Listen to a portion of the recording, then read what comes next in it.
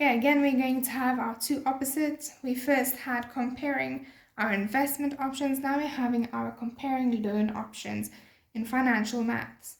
Now, the things to keep in mind when comparing loan options is the total amount of the loan with interest, like the actual amount you pay back. Then the loan terms, the time before it is paid off. Then the cost of the loan, again, is there fees, taxes, or commissions involved?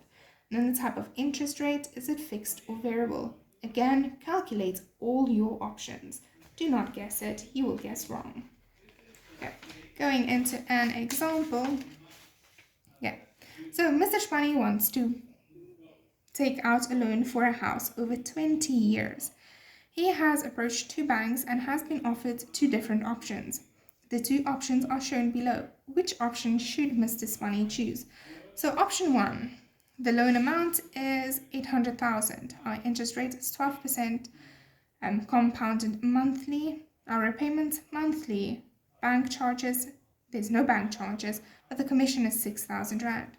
Then with option number 2, our loan amount is the same as first one, which is 800,000. Our interest rate is 11.8% compounded monthly. Our repayments is monthly.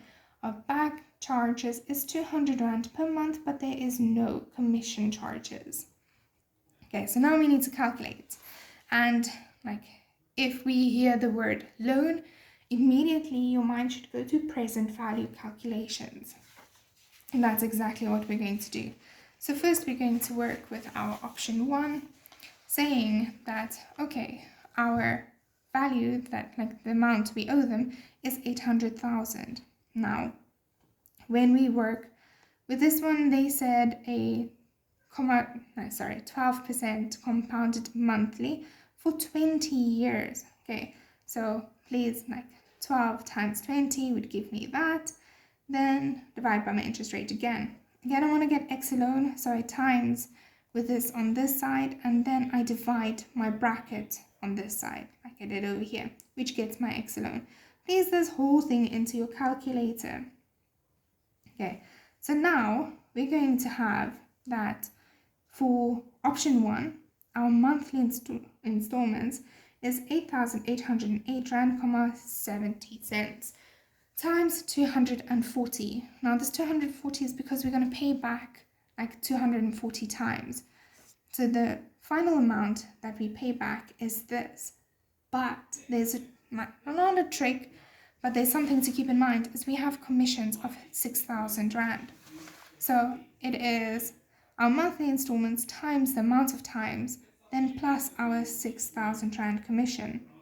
So here is my total amount that we need to pay back. Okay, so that was option 1. Now we need to do the same for option 2.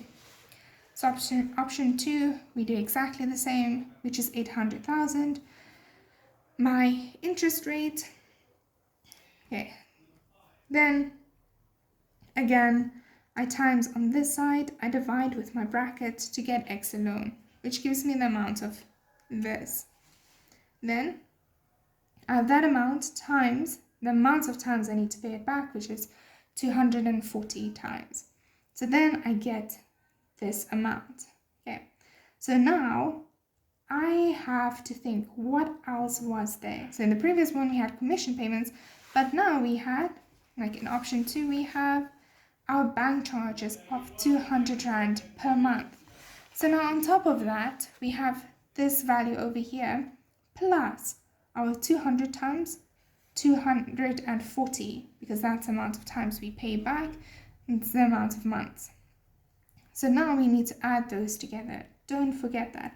So this is the total amount we paid in. If we compare, let me just get this one over here, option 1 and option 2.